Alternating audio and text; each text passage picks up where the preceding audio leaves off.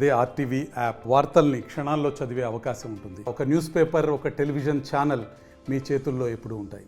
నేను సిపిఎం పార్టీగా చెప్పడం లేదు.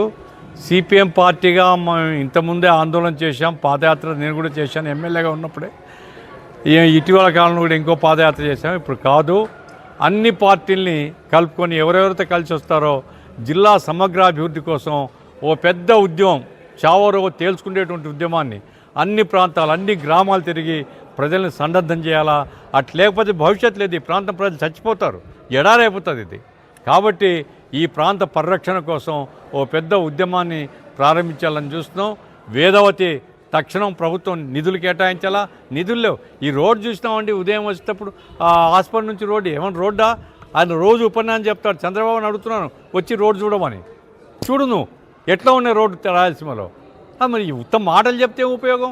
కాబట్టి రహదారులు, రైల్వే సౌకర్యాలు, ప్రాజెక్టులు, పరిశ్రమలు, ఈ అన్ని సమస్యల్ని కలుపుకొని సమగ్రాభివృద్ధి మీద రాబోయే కాలంలో పెద్ద ఉద్యమాన్ని పార్టీలకు అతీతంగా సమైక్యంగా కలిసి వచ్చే వాళ్ళందరినీ కలుపుకొని చేయాలనేటువంటి ఒక ప్రణాళికతో మేము సాగాలనుకున్నాం. రాబోయే కాలంలో మీరు చూస్తారు.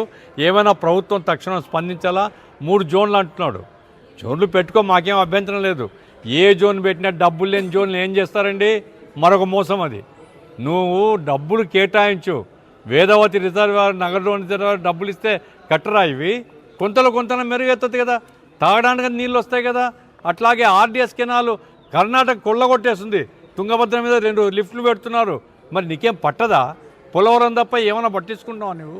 కాబట్టే ప్రభుత్వం తక్షణం స్పందించాలని డిమాండ్ చేస్తున్నాం. ఇటీవల 2 కొత్త జిల్లాలు ఏర్పాటు చేస్తున్నట్టుగా ప్రభుత్వం ప్రకటించింది. నా అభిప్రాయంలో ఆదోని జిల్లా కూడా ప్రకటించి ఉంటే ఈ ప్రాంతానికి ఎక్కువ ఉపయోగకరంగా ఉండేది. ఎందుకంటే ఈ ఆలూరు, పత్తికొండ, ఎమ్మిగనూరు, ఈ కోసిగి, ఈ ప్రాంతానికంతా కూడా మంత్రాలయం వరకు చాలా సమీపం ఆదోని. కాబట్టి ఆదోని అభివృద్ధికి ఉపయోగపడేది. ఈ ప్రాంతాల ప్రజలకు రవాణా సౌలభ్యం ఉండేది. ఒక వెనుకబడిన జిల్లాగా ఈ జిల్లాలో ఏమేమి అభివృద్ధి కార్యక్రమాలు చేయాలనో ప్రభుత్వానికి మరింతగా సౌలభ్యంగా ఉండేది.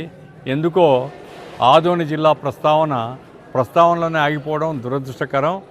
ఇప్పటికైనా ప్రభుత్వం ఆలోచించడం మంచిది. ఇకపోతే జిల్లా విభజనలో ఇంతకుముందే, అంటే వైసీపీ ప్రభుత్వం ఉన్నప్పుడే కర్నూలు జిల్లాలో నంద్యాల విడగొట్టడం జరిగింది.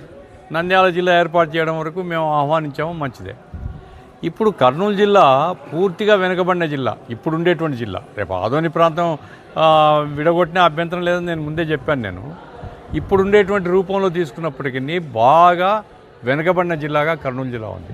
ప్రాజెక్టులు ఏమి లేవు, పరిశ్రమలు ఏమి లేవు, ఉపాధి కల్పన లేదు, చాలా పేదరికం ఉండేటువంటి జిల్లాగా ఉంది.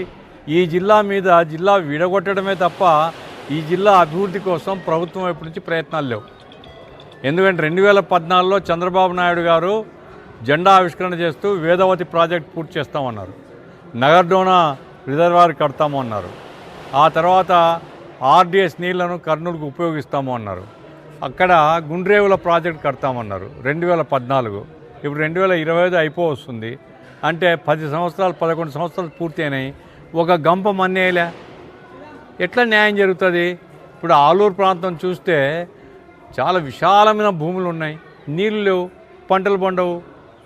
అట్లాగే మీ కోసగి ప్రాంతం తీసుకుంటే పాటు గ్రామాలు వదిలిపెట్టి బతకడం కోసం ఇతర ప్రాంతాలకు పోవాల్సినటువంటి పరిస్థితులు. దేవనకొండ కానీ, కోసగి కానీ, ఈ ప్రాంతాలు, పత్తికొండ కానీ. ఎంత అన్యాయం! 78 సంవత్సరాలు స్వాతంత్రం తర్వాత బతకడం కోసం వేరే ప్రాంతానికి సంవత్సరం పోవడం అంటే, చిన్న పిల్లల్ని తీసుకొని తల్లులు పిల్లలు నెత్తి మీద గంపలు పెట్టుకొని సామాను పెట్టుకొని పోతున్నారు. అంటే ఈ జిల్లా అభివృద్ధి పట్ల చిత్తశుద్ధి లేదు ప్రభుత్వానికి. ఇప్పుడు ఒకప్పుడు ఆదోన్లో పరిశ్రమలు ఉండేటివి. ఆదోన్లో స్పిన్నింగు, జిన్నింగు ఇండస్ట్రీ బాగా ఉండేది, పని దొరికేది. కానీ ఇప్పుడు ఆ ఇండస్ట్రీ మొత్తం పోయింది. జిన్నింగ్ లేదు, స్పిన్నింగ్ లేదు. పెద్ద స్పిన్నింగ్ మిల్స్ అన్నీ మూతపడిపోయినాయి. ఎమ్మిగనూరు స్పిన్నింగ్ మిల్ మూతపడింది. కాబట్టి ఈ ప్రాంతంలో కార్మిక వర్గం, ఇంతకుముందు ఉండే వాళ్ళందరూ నిరుద్యోగులు అయిపోయినారు. కొత్తగా ఉపాధి అవకాశాలు లేవు, కొత్తగా పని దొరికే పరిస్థితి లేదు. ఒకప్పుడు సెకండ్ బొంబాయి అనేవాళ్ళు ఆదోన్ని. ఈరోజు ఏమిటి ఆదోని పరిస్థితి అంటే శ్మశానం లాగుంది. కాబట్టే ఈ ప్రాంతం ప్రభుత్వాలకు పట్టడం లేదు. నేను ఒక రాజకీయ పార్టీని అనడం లేదు, చంద్రబాబును ఒక్కరిని అనడం లేదు, జగన్మోహన్ రెడ్డి చేసింది కూడా ఏం లేదు ఈ ప్రాంతానికి సంబంధించి.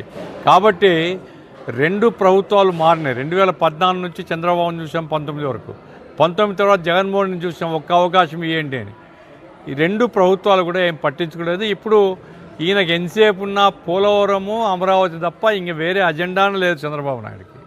అమరావతి కోసం లక్షల కోట్లు తెస్తా అంటున్నాడు. ఎవరిని అబ్బా జాగిరా అదేమన్నా? దానికోసం నువ్వు తెచ్చే అప్పులని ఎవరు కట్టాలా? ప్రజలు కట్టాల్సిన పని లేదా? ఆ రకంగా ప్రజల డబ్బుతో ఇది వేదవతి ఇది ద్వారా పూర్తి చేస్తే ఈ ప్రాంతంలో కనీసం తాగడానికి నీళ్ళు దొరుకుతాయి. గుండ్రేవుల ప్రాజెక్ట్ పూర్తి చేస్తే ఈ ప్రాంతం అభివృద్ధి అవుతుంది. సో కోసిగి నుంచి కనుక ఆర్డీఎస్ కెనాల్ నీళ్ళు వస్తే వలసలను ఆగిపోతాయి. అసలు ముఖ్యమంత్రి అనేవాడు ఒక ప్రాంతం కోసం పనిచేసే ముఖ్యమంత్రిగా చూస్తున్నాం తప్ప అన్ని ప్రాంతాల యొక్క సమగ్ర అభివృద్ధి ఈ ముఖ్యమంత్రి దృష్టిలో లేదు. Local to global news at your finger tips. మీ చేతిలో ఒక ఆయుధం. Download Raw TV app.